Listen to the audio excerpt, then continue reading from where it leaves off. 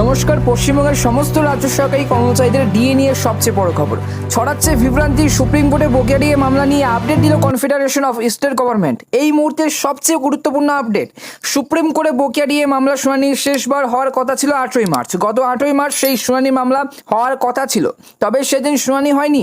এই আবহে মামলাটি পিছিয়ে দেওয়া হয়েছিল। ফের কবে এই মামলার শুনানি হবে, এই নিয়ে বড় আপডেট দিলেন কনফেডারেশন অফ স্টেট গভর্নমেন্ট।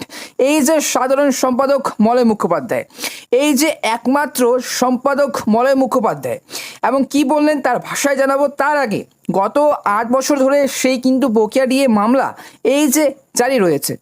গত 8 বছর ধরে বকেয়া ডিএ আদায়ের দাবিতে আইনি লড়াই কিন্তু জারি আছে সরকারি কর্মচারীদের। এই আবহে প্রায় সব ক্ষেত্রেই এখনো পর্যন্ত জয়ী হয়েছে সরকারি কর্মীরাই। তবে বর্তমানে এই মামলা ঝুলে আছে কিন্তু সুপ্রিম কোর্টে। পর পিছিয়ে যাচ্ছে এই মামলা কেন, প্রশ্ন তুললেন সরকারি কর্মীরা। শেষবার এই মামলার শুনানি হওয়ার কথা ছিল গত 8ই মার্চ, তবে সেই দিনও কিন্তু সময়ের অভাবে মামলাটির শুনানি হয়নি শীর্ষ আদালতে। এই আবহে বিগত প্রায় বেশ কয়েক মাস ধরে কিন্তু অপেক্ষায় আছেন বাংলার সরকারি কর্মীরা।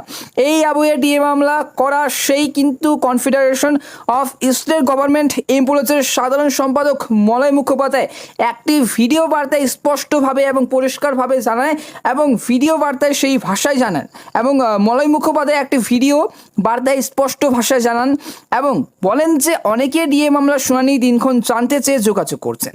অনেক সরকারি কর্মীকেই সেই বিষয়ে কিন্তু আমরা জবাব দিচ্ছি, তবে অনেক ক্ষেত্রেই ব্যস্ত থাকার কারণে বা নজরে না পড়ার কারণে জবাব দেওয়া সম্ভব হচ্ছে না। এতে অনেকেই কিন্তু মনে করতে পারেন যে আমরা হয়তো তাদের এড়িয়ে যাচ্ছি। তবে কনফেডারেশন অফ স্টেট গভর্নমেন্ট এই যে এমপ্লয়িজের নেতা মলয় মুখোপাধ্যায় দাবি করেন যে কোনো সরকারি কর্মীকেই তারা এড়িয়ে যাচ্ছেন না। তাই বকেয়া ডিএ সংক্রান্ত মামলার সুপ্রিম কোর্টের শুনানি নিয়ে কিন্তু ভিডিও বার্তা প্রকাশ করেন তিনি। মলয়বাবু জানিয়ে দেন আগামী 15 জুলাই এই মামলাটি সুপ্রিম কোর্টে কিন্তু উঠতে চলেছে। উল্লেখযোগ্য যে মে মাসের 19 তারিখ গরমের ছুটি শুরু হয় সুপ্রিম কোর্টে। এরপর ফের কিন্তু আবার 7 জুলাই আদালত খুলবে।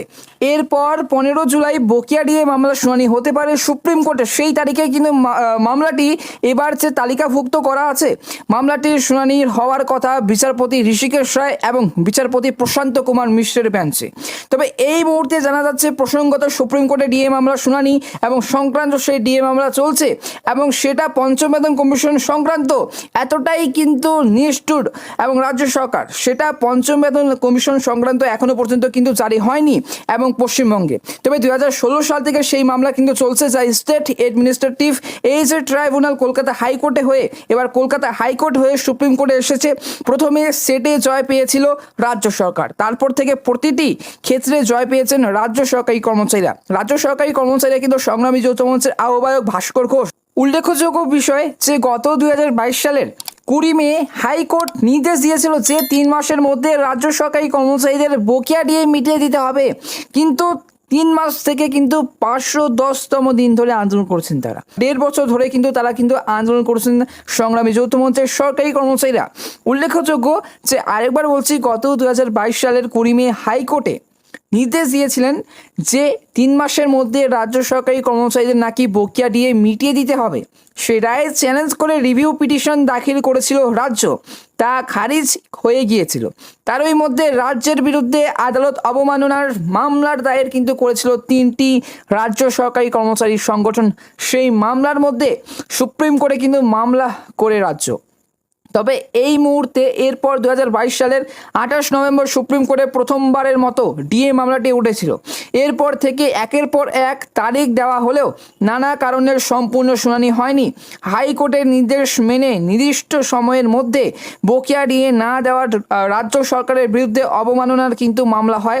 তবে আপাতত পশ্চিমবঙ্গের সুপ্রিম কোর্টে যে রাজ্য সরকারি কর্মচারীদের নির্দেশে বা সুপ্রিম কোর্টের নির্দেশে সেই মামলার শুনানি স্থগিত রয়েছে কলকাতা হাইকোর্টে। আগামী 14 জুলাই সেই মামলার কিন্তু এবং শেষতম বলতে গেলে বা আগামী 14 জুলাই মামলার শুনানি হতে চলেছে। যা হবে স্পষ্ট হবে আগামী 15 জুলাই। কি হয় শুনানি হবে কি না, আবারও কিন্তু নাকি স্থগিত থাকবে, অবশ্যই জানাবো আগামী 15 জুলাই। ধন্যবাদ।